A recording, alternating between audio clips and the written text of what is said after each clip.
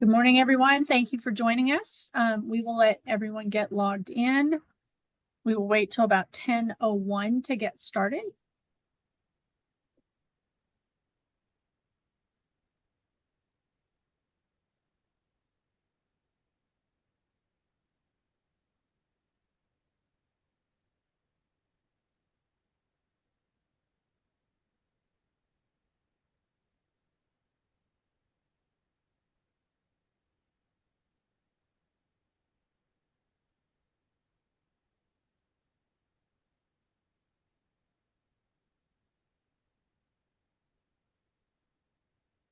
Give it one more minute.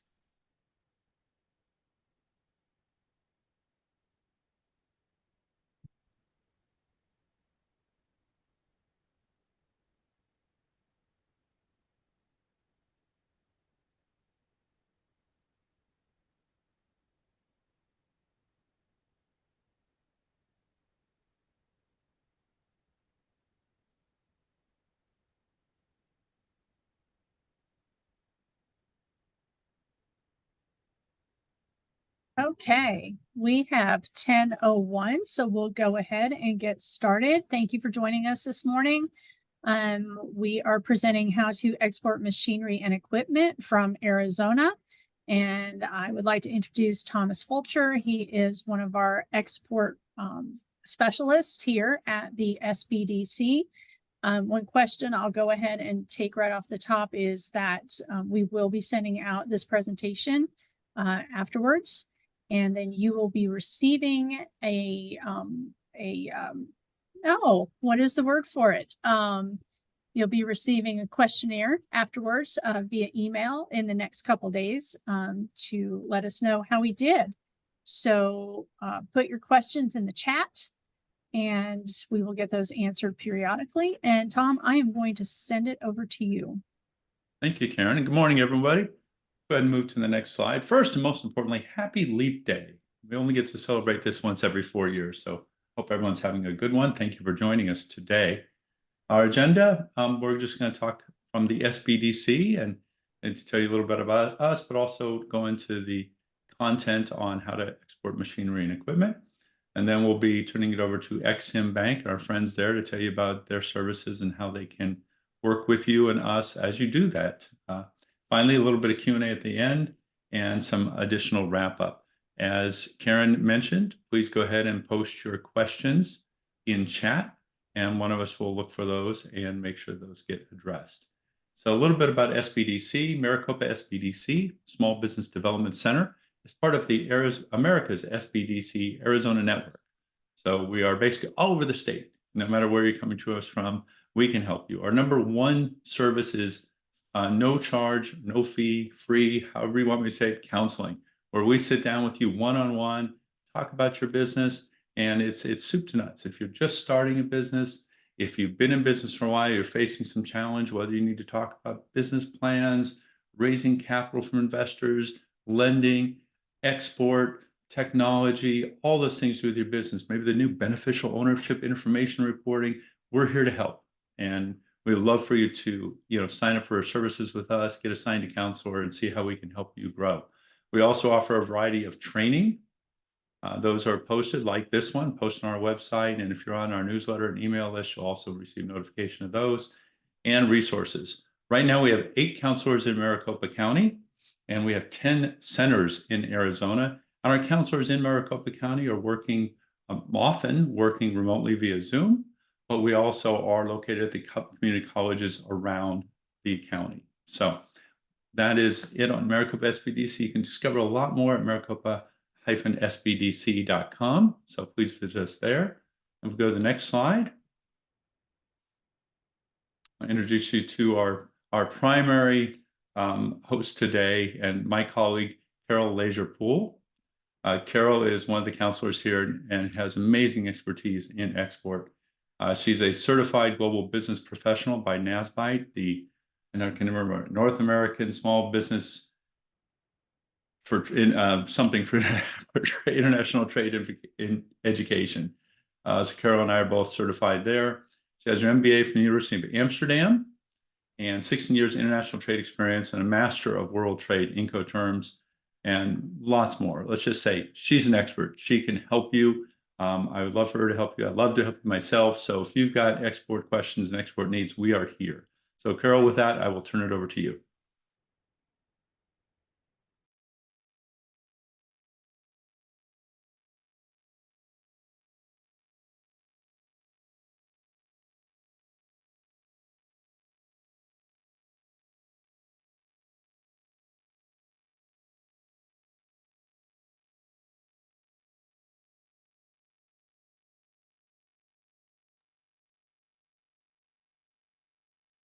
Okay, looks like we might be having technical issues. Karen, are you still with us? I am. Okay. I can go ahead and pull up the presentation and share my screen. Apologize, everybody. Hopefully Carol will be right back on with us. Okay, can you see it? Yes, ma'am. All right. Okay, there's Carol. Okay, where did we leave off? Well, I just introduced Carol and then she lost her connection. So Carol, are you ready to go ahead? Okay, my computer died. Sorry. Oh, no. Okay. So give me one moment. Please. Oh, Karen, you are sharing your computer? You are sharing? I can, yeah. No, I see your screen. You can see which one? I can see the get connected. Oh, if you can just drive it, I can go ahead. Can you see it now? Yeah.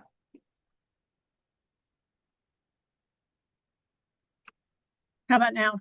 You see the presentation? Yes, you need to run the presentation. Okay. I will be happy to. So are we good where it is now? Oh, I can do it. If you can put it in slideshow mode.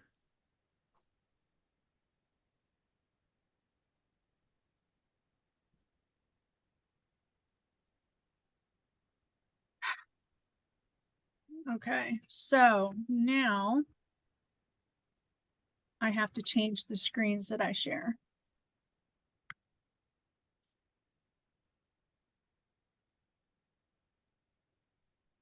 How about now?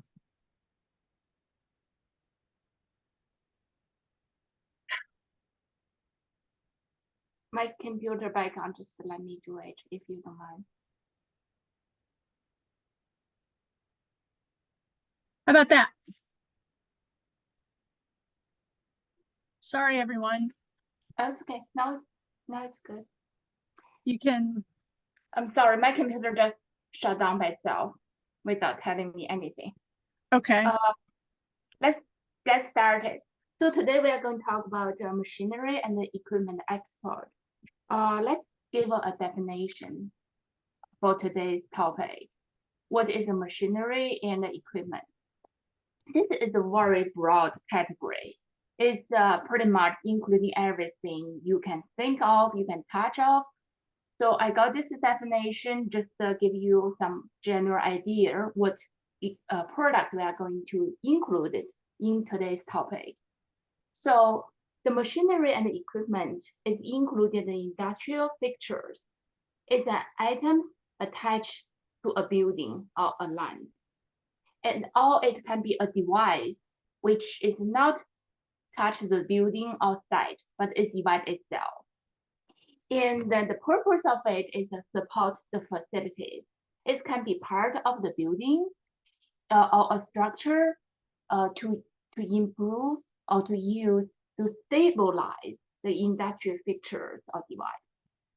And it can be a tangible personal property, which is a part of the building or part of the device you can use to repair or replace. It means like a repair parts or replacement parts. So what is the, I here have some examples, what is included. It includes, for example, like a pollution control equipment, wheelbarrows, handcart, storage rack, forklift, tank, van. And then this is the funny thing, right? We are all talk about the AI. We are all talk about the high tech, the robotic. Like you have a robot at home. The arm is part of the device. It's a part of the machinery and the equipment we are going to cover today.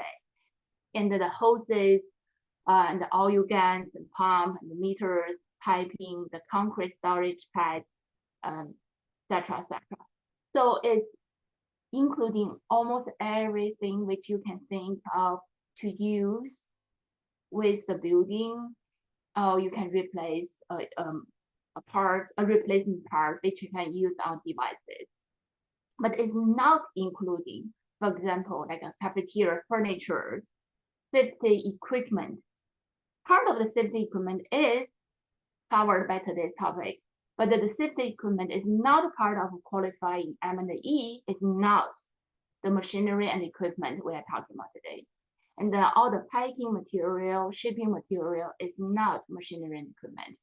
And then, of course, the administrative or office equipment is not the machinery and equipment we're talking about today. So next slide, please. While we are talking about the export, first of all, I would like to talk about the export procedures. If you're new into the export world or new to the export business, you may want to know, hey, how should I start it? So same as any other business, you want to start with a business plan, or you call it a feasibility report. You want to know by yourself if this is workable, or can I sell this product to another country. You want to do some study to make sure before you put too much energy or money or hire people, before you do all of that, you want to make sure this is something can be workable, is workable, can be export to this country, it makes money, right? So then the second thing, once your business plan is ready, which is shows to you that, okay, I think this works, I can make so much money for exporting this product to a country. The next step, you want to get your company ready. So the company ready is include two parts. One is your company needs set up here, and then you have the knowledgeable, or you have the backup office, the employee who knows what you're going to do, right? This is your side. The other side to get the company ready is to get your buyers ready. Is your buyers know what they are doing? Is your buyers have the employee, have the experience, or have the knowledge to receive your product? So the second step is very important for both you and your buyer, because you don't want your product stuck at the customer, at the destination port, just sitting there for an amount of time, which is going to cost you a lot of money for the demurrage. So get your company ready. It's two parts. Get your own company ready, get your buyer's company ready. Of course, if you have a buyer who had been doing this business for years, they know what they're doing, that is make your life easier. You just get yourself ready and sell to them, right? The third step is just set a sales contract. I call it make a deal. You have a product ready and your buyer's ready to buy, then it's getting the real step. You guys negotiate the price. Hey, I'm going to sell you this coffee cup for $10 per unit. And they probably say, hey, I bid you at 9. Okay? It's okay, deal. So the third part is the most fun part. You starting making money. You send a sales contract. After you sell you send the contract, now go to the step 4. you need to ship the products to overseas. Either you put it into the containers, or you put it into the truck, you ship it to Mexico or Canada, or you put in a box, you ship it by FedEx or UPS. Once you ship it, you get paid. Of course, they can prepay you, you get paid, then ship the product. So this is step 4. After you get this 4 steps, bingo, you export. Next, please. Okay, so let's talk about the step 1. While you are writing a business plan, I got a lot of questions. Oh, how I write it? What should I include it? For export business plan, I'm just saying, in my opinion, when you're writing a business plan, there are 2 purposes, right? One is for the lenders, because you need money. And you want to write a business plan because the bankers or the lenders need a business plan to read what you're doing. The second purpose is for yourself to understand the business. And also you can use it as a guideline. What is your next step strategy plan, right? So while you are writing business plan for exporting, you are going to answer 3 questions to yourself, also to the lender. The first question you need to answer is, where can I sell? Who should I sell? The second question. The third question is, how much money do I make? Right? The first question, where can I sell? While you are writing the business plan, you need to figure out where is your destination. Which country or which industries can I sell my products? I just use this coffee cup as an example. You are making a special type of a coffee cup for a certain group of people. For example, like for senior people, which is if they drop it on the floor, it's not going to break up, for example. And you want to figure out, hey, which destination can I sell, right? That is the first question you want to answer. Later, I'm going to show you how you do the market research, right? And then once you have the countries which buying a lot of coffee cup in mind, these are the countries you're going to target. So that is the first question you have to answer for yourself. Where can I sell? While you're doing the market research, you want to look at the countries who have the trade agreement with the USA. If they have a trade agreement with the USA, means these countries have a lower import duties, or they may have no duty, like a free kind of like 0 duty, will make the transactions easier and will make your price more compatible. I would say compared to other country suppliers, you will have advantages. And then the second question, who am I going to sell to? Here's the question you need to really put a little bit of time to start it. What role you want to play? To answer this question, you need to know what role you want to play. Do you want to be an agent? Or you want to distributor, wholesalers? Or you want to be a sales representative? Or you want to be a broker? So here's the thing. While you are selling machinery or equipment out of the country, you are not necessarily will be the manufacturer. You are not the one making it. It's very likely you will be the middleman, a part of it. You can buy from a manufacturer some part, and you're going to sell it. So in that case, you have to negotiate with the manufacturer here in America. May not be in the manufacturer not necessarily located in Arizona. It can be in Michigan, can be in Florida, but you just have the connection overseas, or you very familiar with the products, very familiar with the equipment which you want to sell. For example, you want to buy something from the Taiwan Semiconductor and you want to sell to a country like Australia. Then you need to negotiate with the manufacturer.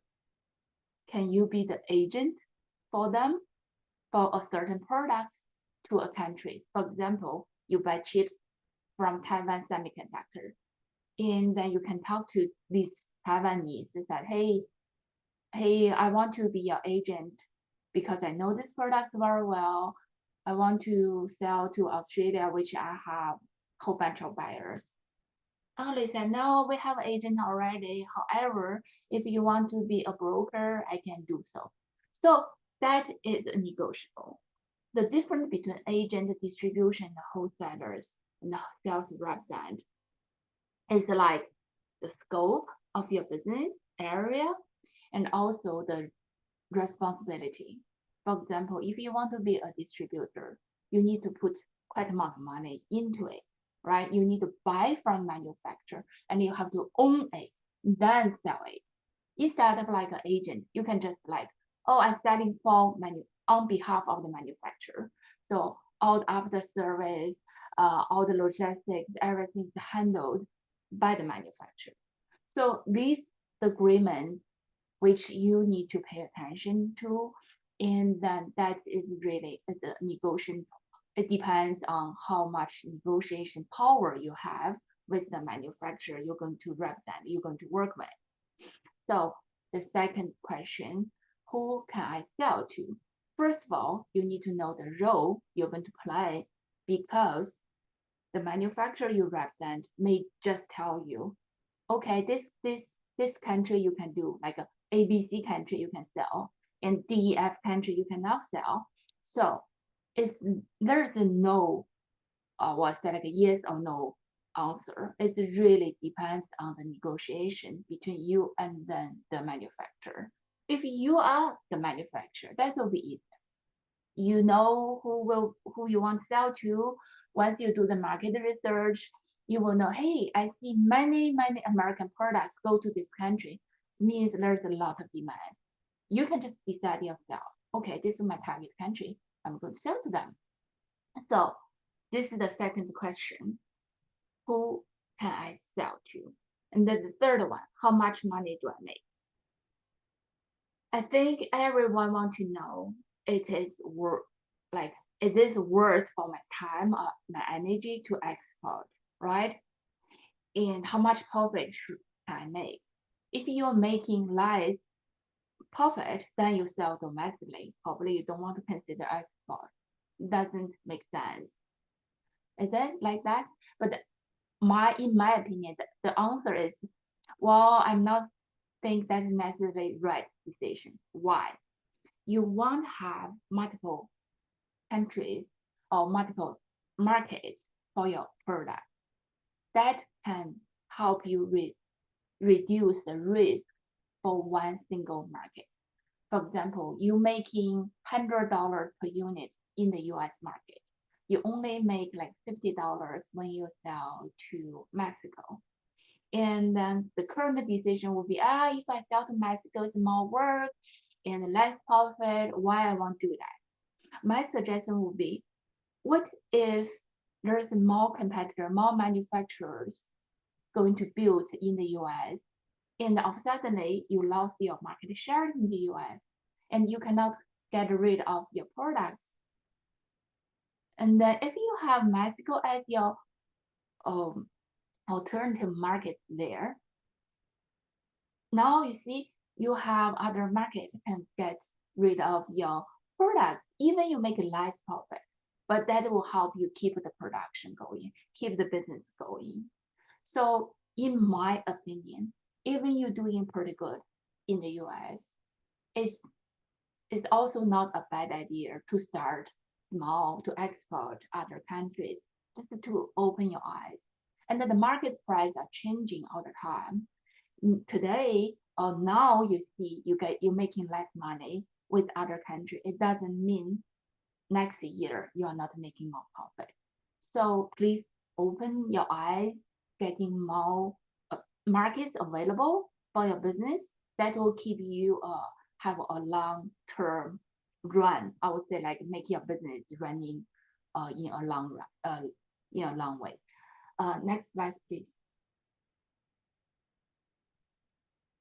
So this is the how I think you should start to look at your target market. If you can go to this website called usatrade.census.gov, just go to this link. From this website, if you put in the state like Arizona, you can choose the whole America, other states, and the NAICS code or the HS code for your product. It will show you in the past. Have a history record in the past 10 years or 20 years, even it's possible to run that report. It will show you who will be the biggest buyer or like the market, the value for the export value in the past few years. For example, this one I running. I do this electric machinery. You see, I put that category there. And then I run 2023, like in last year in 2023, if you are in exporting electric machinery, so the first country, the biggest destination for American products is Mexico. The second is Canada. And surprisingly to see, the third one is Thailand.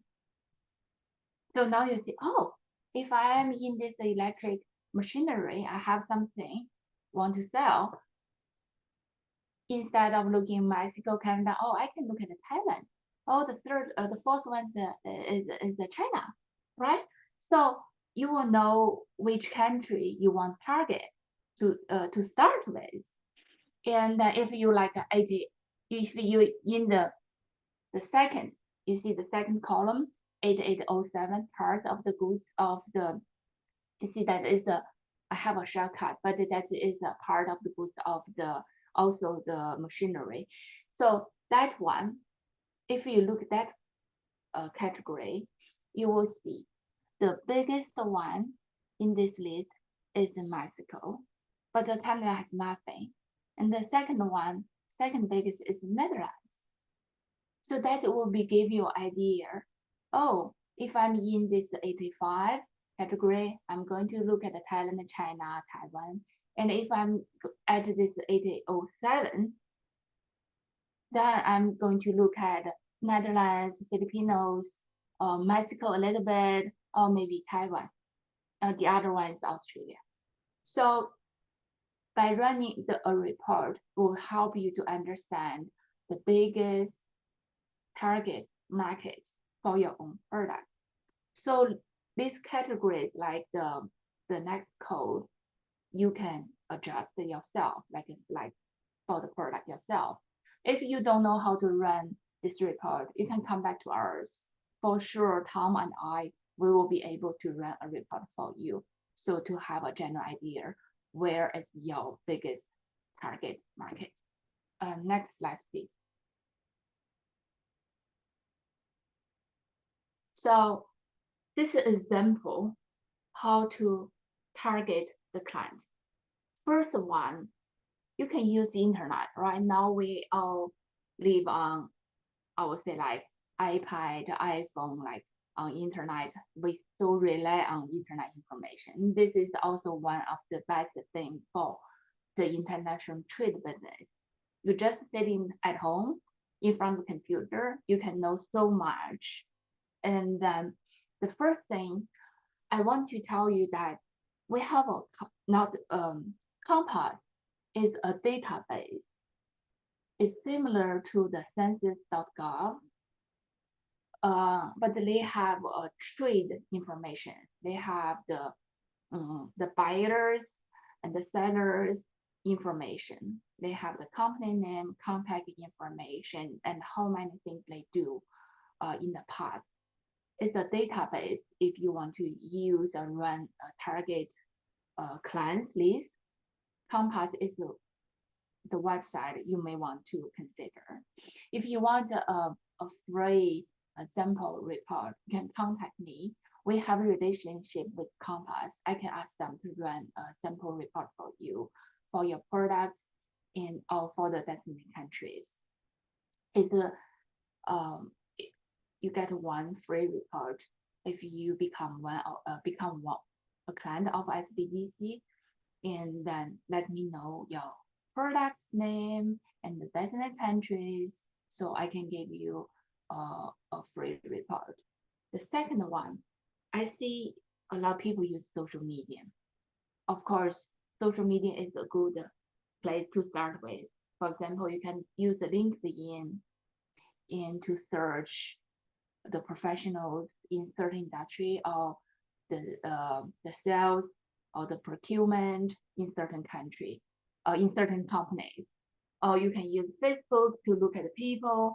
I mean, also you can use Google to start your website, to search other websites to get connection. So I will not spend a lot of time on internet. I assume you guys all know better than I do how to use internet to do market research. And then the third one, the second one, the third one, I highly recommended you to use if you want export or you want to get into certain industry. So there are many professional conferences nowadays in different countries, not only in the America, in all other countries. If you are in machinery and you want to export machinery equipment, here are the conference and the expo which I found it out. You may want to look into. One is called ISC West 2024, which is held in the US. So you don't need to travel overseas to join it. Go there to take a look. You will see your competitors. You will see the suppliers or other countries. Obviously the companies from other countries also going to join. So that will give you a shortcut to know the people in this industry from other countries. And the other one is the expo. One is called ASME Turbo Expo 2024. One is called NPE 2024 is Orlando. So if you join the expo, take a lot of your business card, right? You're going to meet the people who you want to change information with. After you join that, you'll get like a whole bunch of business cards whom you have a chance to do business with. And then you can follow up with them after you attend the expo or the conference. Next slide, please.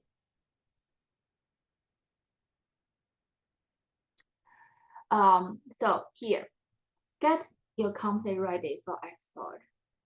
Just as I said, first of all, you want to know the export country's regulation. You want to know if you, like exporter, do I need to follow certain regulations, or do I need an export license? That is one of the common questions are being asked for many times. Do I need an export license? I would say probably 90% or 95, 97% of the products from the US, you don't need an export license. There is a list which I can send to you later on if you have questions. You can look into it. It's the Industry and the Commercial Bureau. They have a list for the products who need an export license. As long as your product is not on the restriction list, you can just export it. You don't need a special license for it. So in order to export, you have to have an entity. I don't think individuals can do too many export. You can do like 1 or 2 times, but the long run, you need to have a legal entity. And the entity need to have a tax ID, or you call the EIN number. Some people may use their social security number as for the LLC. And you need to have a bank account. This bank account, while you open the bank account, you need to check with the bank whether you can receive foreign currencies.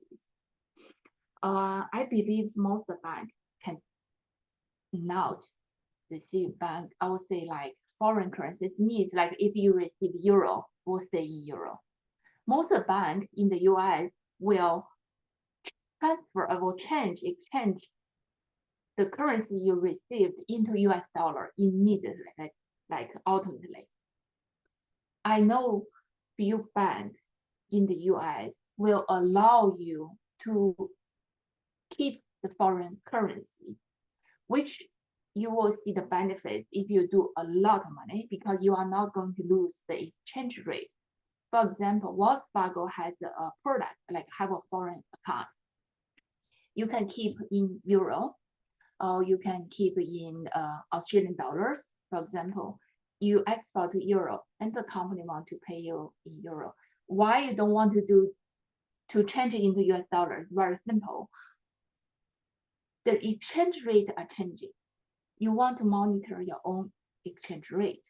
You want to change into the US dollar when the exchange rate is more beneficial for you, right? You want to change it in a higher amount, like you want to change the date when the exchange rate is higher.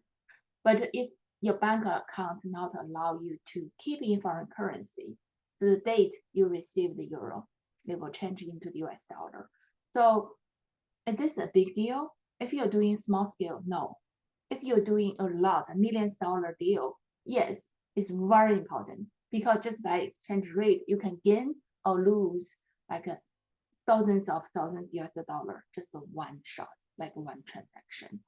So for smaller companies, you don't want to spend money to have a special bank account, which I can totally understand.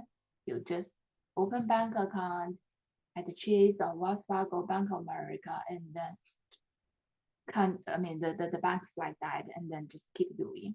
While you are getting bigger, I highly suggest you talk to the bank to make sure you can control your own currency when you want to do the exchange. If you look at the history, that is going to give you a lot of benefit. So next thing, if you're today's topic, we are not going to cover the USDA, FDA because we are not doing food. But if you're doing food, you need to follow USDA and FDA regulation, anything like that. So for the import country or the buyer country regulation, which I touched earlier, as I said, you need to make sure your buyer know what they are doing, right? You may need to help them to register yourself, your company as an exporter to certain country, and then they need a special package or label, things like that. So you need to prepare your buyers ready as well. Next slide, please. So the third step is the sign sales contract. There are many templates available online. I do believe you can download it free, or you can make one yourself. So for the sales contract, you need to cover the commodities, price, quantity, specifications, package, and the Incoterms, shipment period, and the documents. So for the payment, you can choose either pay LC and document payment, which we short for DP, or prepayment, or payment against a copy of documents via TT. And also in your sales contract, you want to include the force majeure. So the force majeure is kind of a little bit negotiable.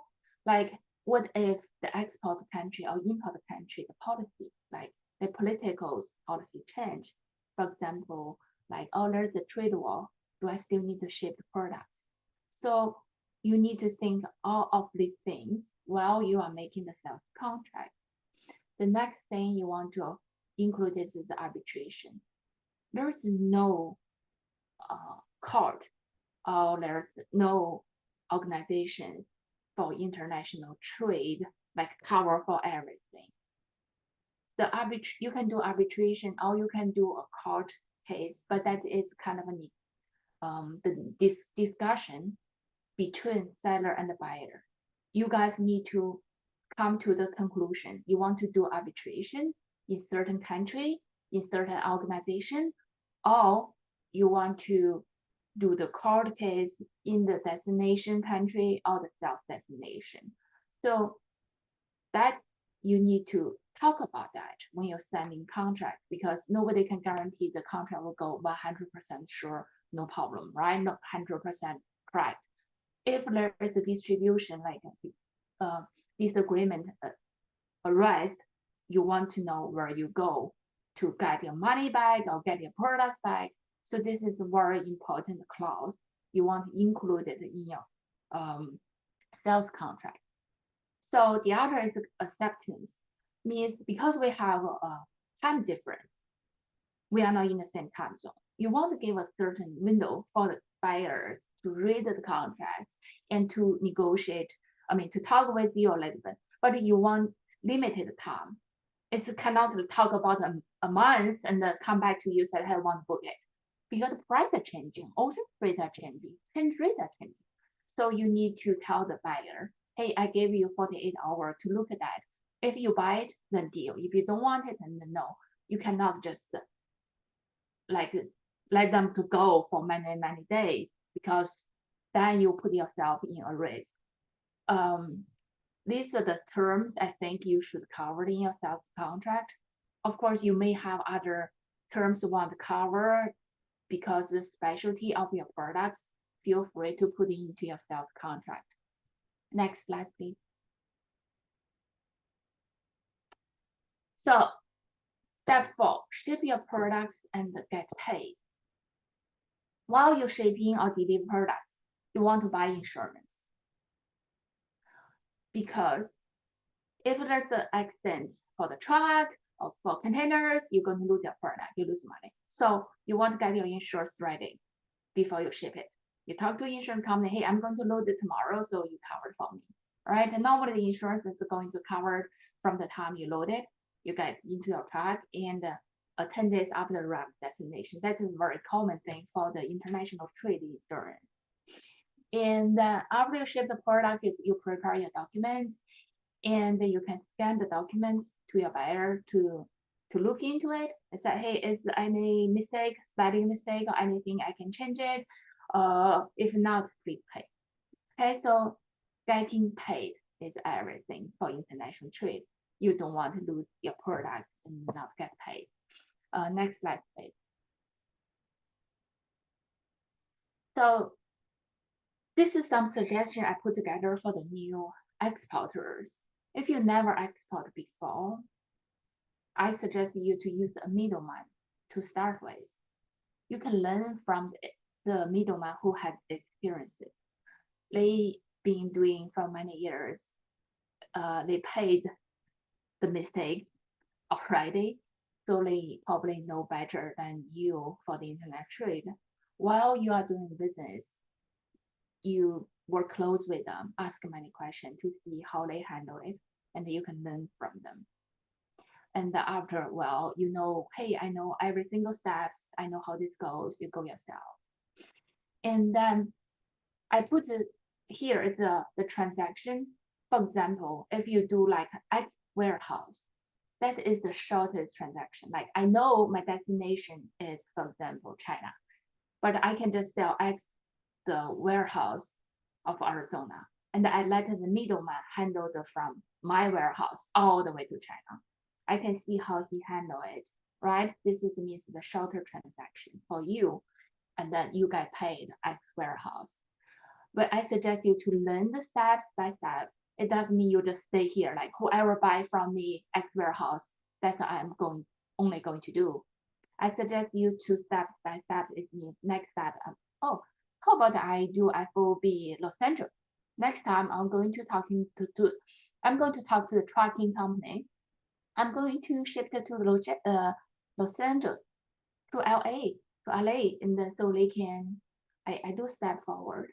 So they can pay me FOB LA. And the next step, okay, how about I try to ship it to the destination country? I can do the CIF or DAP, I can deliver to you.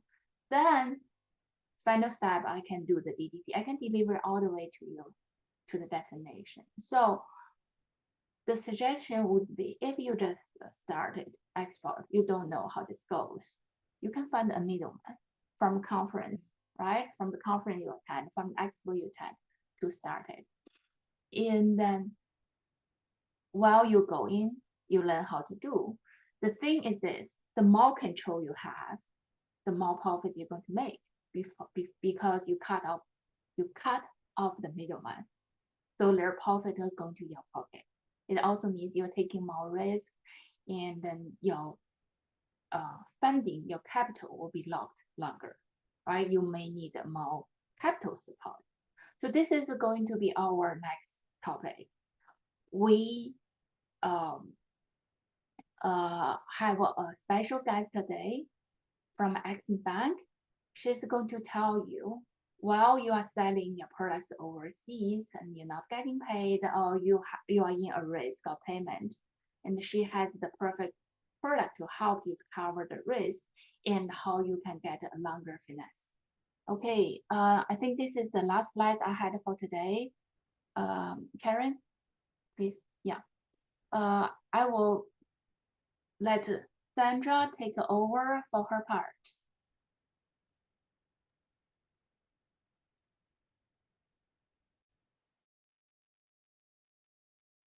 Thank you, Carol, and good morning, everyone.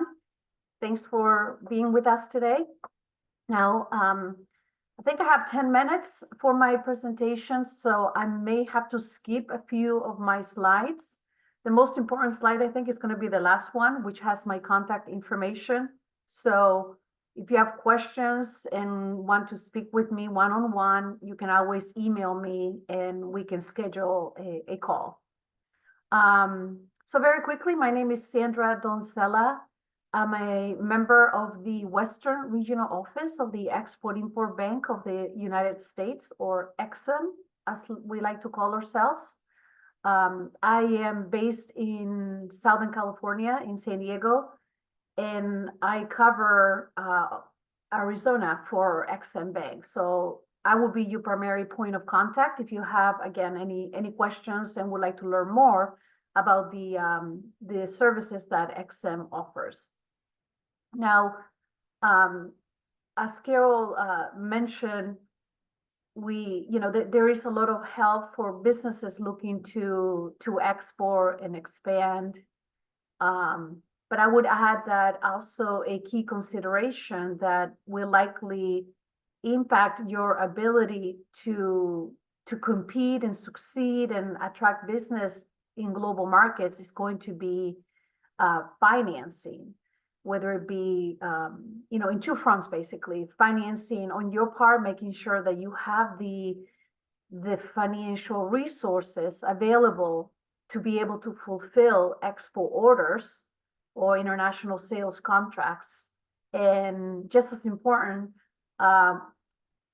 being able to also address the needs of your customers, the credit needs of your customers, because increasingly international buyers are looking for some level of flexibility on the payment terms. And sometimes that can make the difference between winning or losing a sale.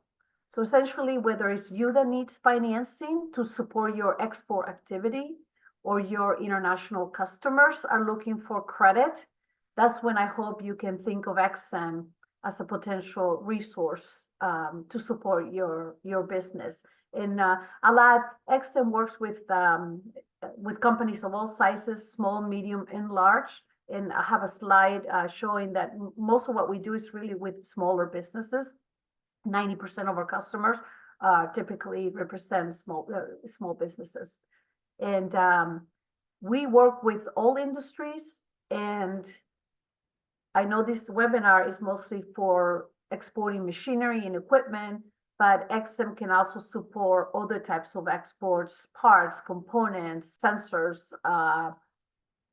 food products, cosmetics, etc. As long as it's made in the US, chances are we will be able to help if as long as you have, there's a number of factors that go into it, and I'll explain it in my presentation. So next slide, please.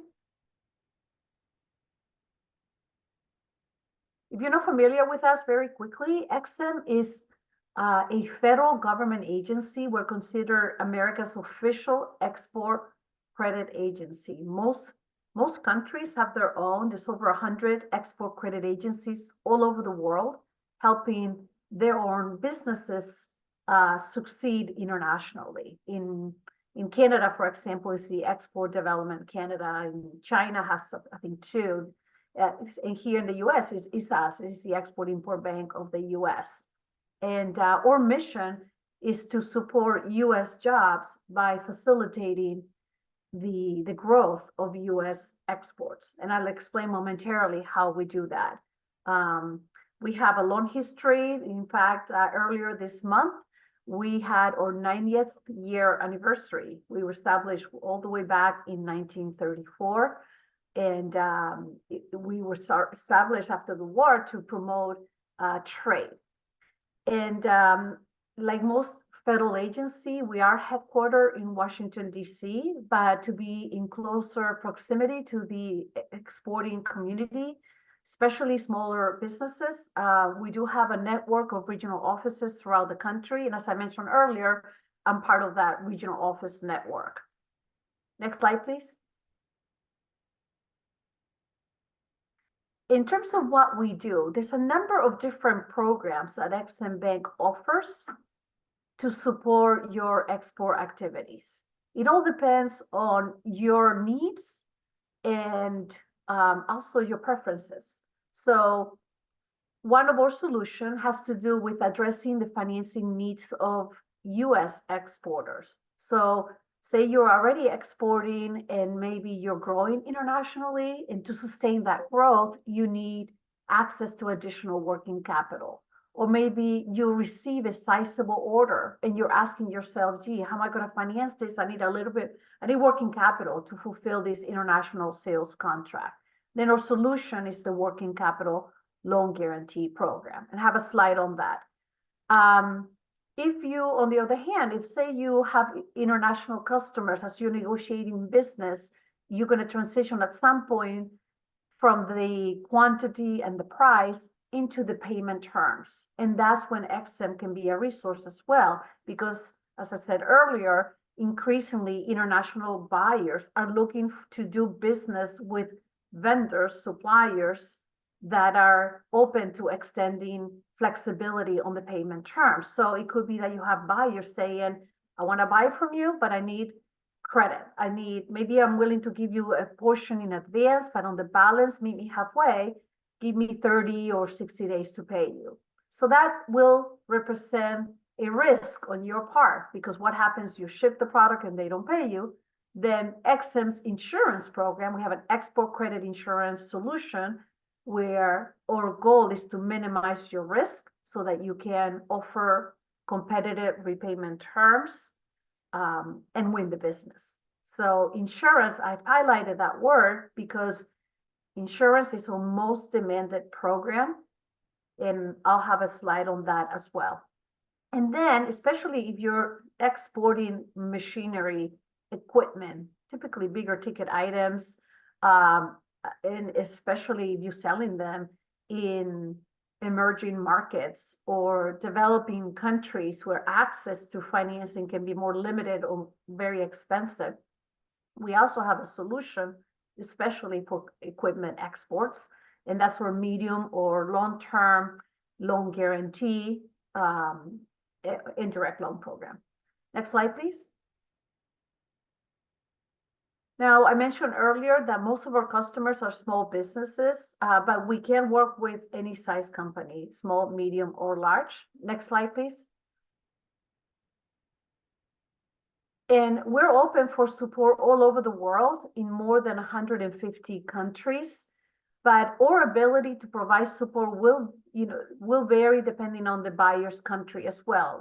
And that's because in some countries, we may be closed for political reasons, like North Korea, Iran, Russia, etc.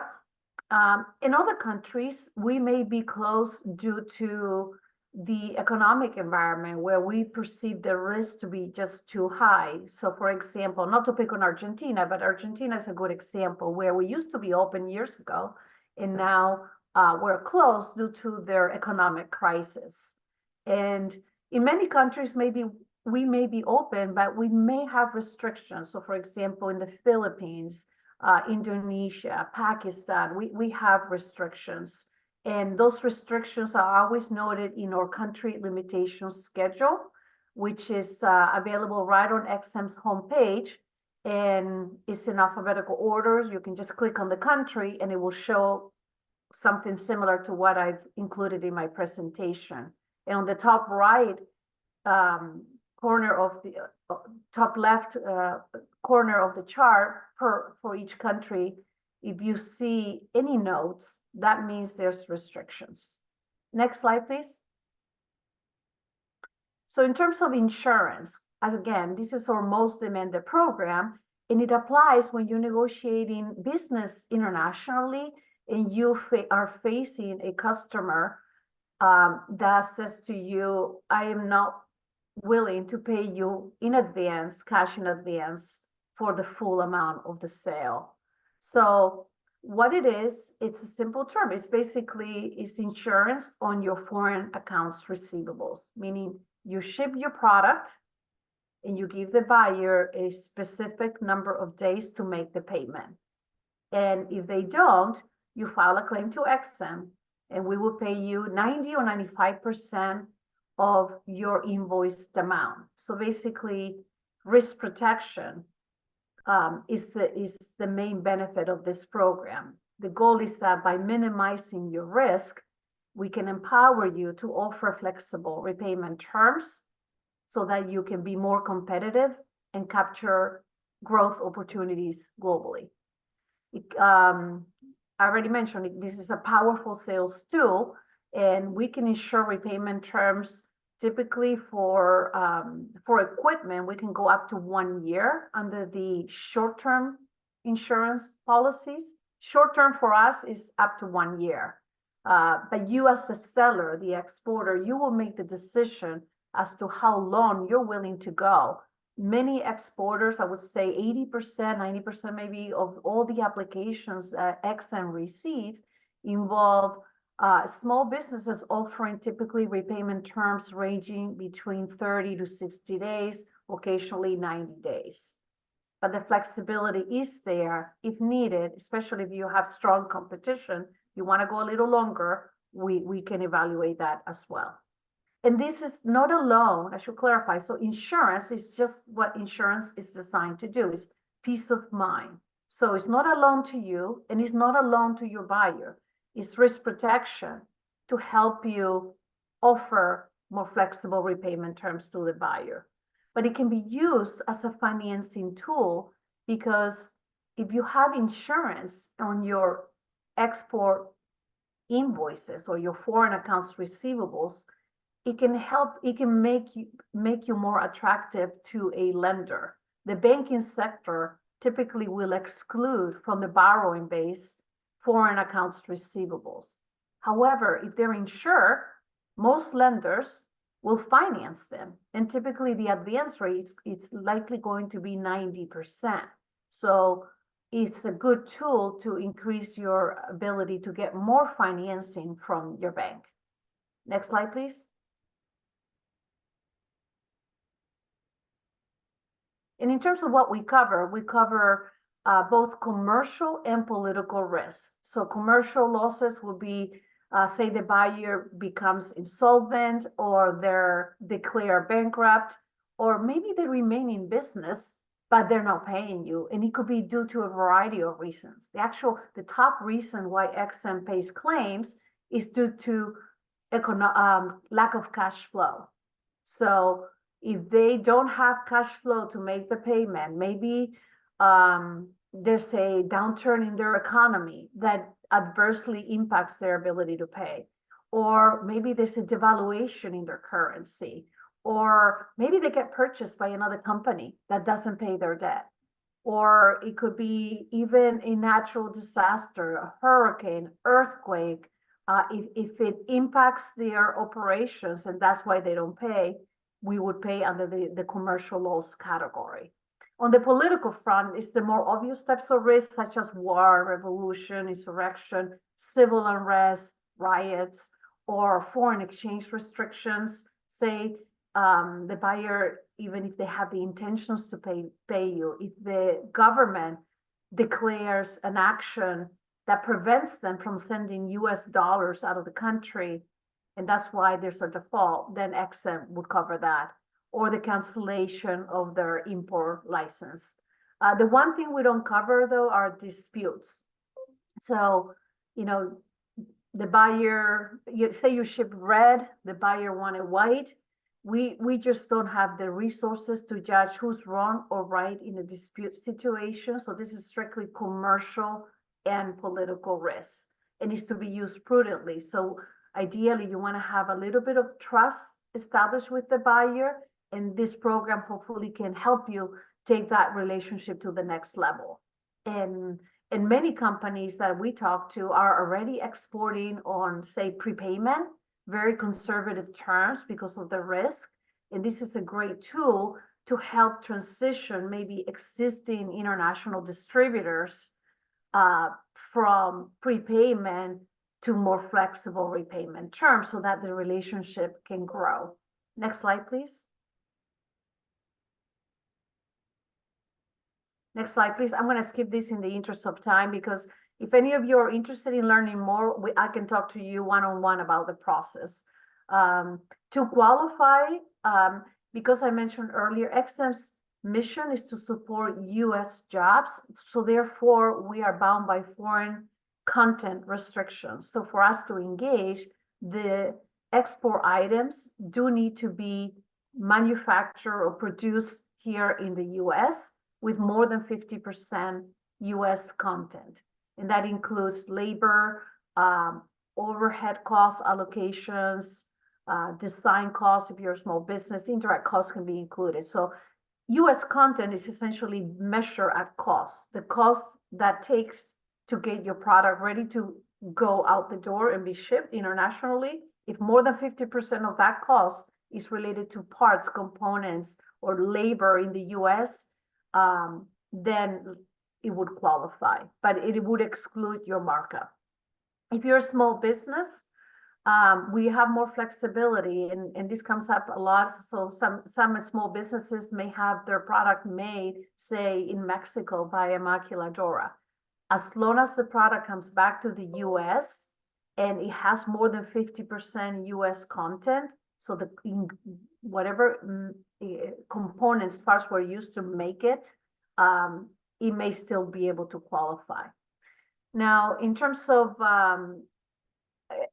the eligibility for XM also requires a track record. So ideally, we want to see businesses that have at least a 3-year operating history. That means sales producing. So if you are an early stage business and you've yet to generate sales, unfortunately, it will be a little too early for XM to be a resource to you.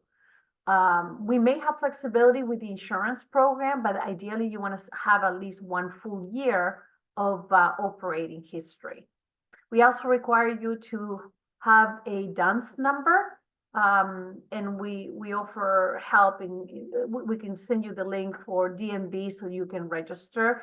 It should not cost anything to get a DUNS number. And a newer requirement is, and this is across the government, if you're going to be selling your product to the government, or if you need insurance from the government, so that's why this applies to XM, you would need to be registered with this government website. It's called SAM.gov. SAM.gov represents System for Awards Management, and you would need to, once you register, the system will issue to you a unique entity identifier, or UEI number. So you have to have an active UEI number, and that will be required to be noted in your application. Next slide, please. So very quickly, if financing, it's your need, if you need working capital to be able to fulfill export orders, or solution is a loan guarantee program where XM can provide a 90% guarantee of repayment on your loan. So this is not a direct loan product from XM, it's a guarantee. And basically it's designed to encourage the banking sector to have more flexibility financing exports, US exports, because the banks can be rather conservative. You know, if you need a loan for commercial real estate, it might be easier for you to get that loan because they can take the building as collateral. When it comes to export working capital, it may be more problematic. So by XM providing a 90% guarantee of repayment, our goal is to minimize the risk for the lender so that it's easier for you to get the financing that you need. So it's a lender program really, but it's designed to help small and mid-sized companies that have the potential to export more, but need financing to do so. And it could be structured as a transaction-specific credit facility or a revolving line of credit. So for instance, I'm talking, I've been talking recently to an exporter in the Bay Area that manufactures desalination equipment. And they just won a contract with a buyer in the Middle East for about $9 million. And they need $2 million in working capital to fulfill that transaction. So we're working on a transaction specific the credit facility, and we're introducing lenders to them that work with XM. So these loans are available through a network of participating lenders. We have more than 50 of them, and we also list all of them right on the homepage, but we're also happy to make introductions. The key benefit of the program are aggressive advance rates that XM is able to extend, and I'll show that momentarily. We also I should know this is really important because while XM doesn't have any minimum or maximum loan amount limitations, you should know that most banks that use our program are looking for borrowers that have a minimum borrowing requirement, typically starting at 1 million. So make sure you check with your bank to see if they're interested in using our program. Also, if you have a smaller financing need, and many smaller businesses do, especially if you need under $500,000, then you should know that the Small Business Administration, they have 3 different export financing programs, and one of them is called Export Express, and it's ideally suitable for smaller loan requests of up to $500,000. And then if you happen to be an early stage business and you lack the sales revenue or history, or maybe you've been in business for a number of years, but your financial condition maybe is not stellar, maybe you've had losses and you may not be very attractive to a lender, you can go to a community development corporation or a community development financial institution. These are nonprofit, direct non-bank lenders that have a lot more flexibility than the banks. And I believe you have a few in Arizona, and Carol or Tom at the SBDC can make introductions. Next slide, please. In terms of the working capital, the benefits, as I mentioned earlier, it's the aggressive advance rates that XM allows the lender to extend to you. And I don't think I have time to go over this, but bottom line, this compares a company that has $2 million in export-related assets. And the middle shows what the company would be able to borrow on a traditional asset-based loan versus on the right side, what the same company would be able to borrow with XM support. And you can see that we allow higher advance rates, especially on the foreign accounts receivables and work in process or WIP. And at the end of the day, a company can more than double their ability to borrow if they're using XM's if their lender, I should say, is using XM's working capital loan guarantee. Next slide, please. And then very quickly, for equipment exports, machinery, bigger ticket items, we do have a specific program. It's our medium-term loan guarantee. For us, medium-term involves transactions where you may have a buyer in, say it's in Mexico, that is looking to buy a piece of equipment from you, and they are looking for a financing option that exceeds a year. If they want short-term, as I mentioned earlier, short-term insurance will be our solution. But if they say to you, I want to buy your equipment, but I need 3 years or 5 years to pay you, then I will talk to you about a medium-term program. Medium-term for under medium and long-term. Long-term, I'm not going to talk about because it's usually transactions over 25 million. They tend to involve middle market companies or larger businesses. But whether it's medium or long-term, or guarantee is offered at 100%. So we completely eliminate the risk out of the transaction to encourage a lender to be willing to finance the buyer. And remember, XM, we're not a lender, right? We are a government agency. We don't have the staff or resources to really act like a direct lender. For that reason, we structure or support in the form of loan guarantees to make it more attractive for the banks to finance exports. And this is one of the options that we offer. Next slide, please. And the last program I'll talk about very quickly, if you happen to be an existing company looking to expand your manufacturing base and you need financing to do it, we do have a new program. This was introduced a couple of years ago, and last year, XM, last year we approved our first 2 transactions. And it's a program designed to support domestic manufacturing. So here in the US, and it's ideally suitable if you're looking to expand, maybe open a new manufacturing facility or expand your existing manufacturing facilities. And here XM can act as a direct lender. And if that happens, if you happen to have an interest in this, feel free to reach out to me.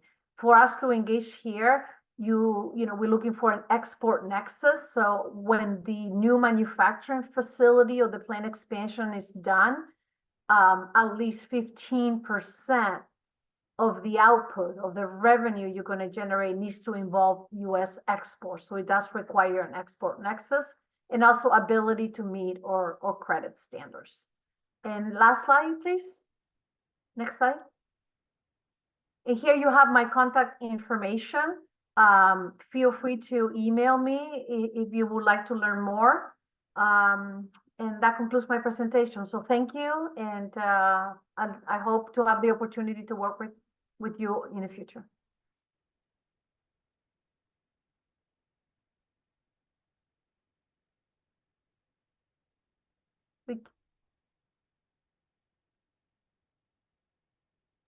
Tom, we cannot hear you.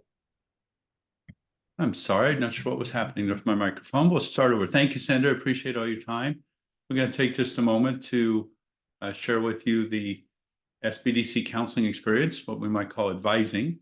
And first, just go to this link, maricopa-sbdc.com, and hit request counseling. You'll be contacted by Karen. And from that point, you'll be assigned to a counselor who will work with you in initial session, follow-on sessions, and help you achieve your business goals. If it is a specialty area like export, it's likely that Carol or I will be working with you, but we have a variety of experts in a variety of areas, including just general business. So encourage you to do that. Go to the next slide.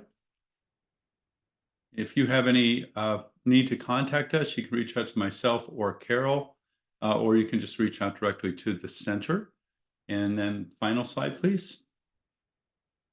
Just want to thank you for joining us today. And please remember to complete the evaluation at the end of the program. And as Karen said, We'll be posting some things online and sending out the PDF of the presentation shortly. So have a wonderful leap day, everyone. Thank you for joining us.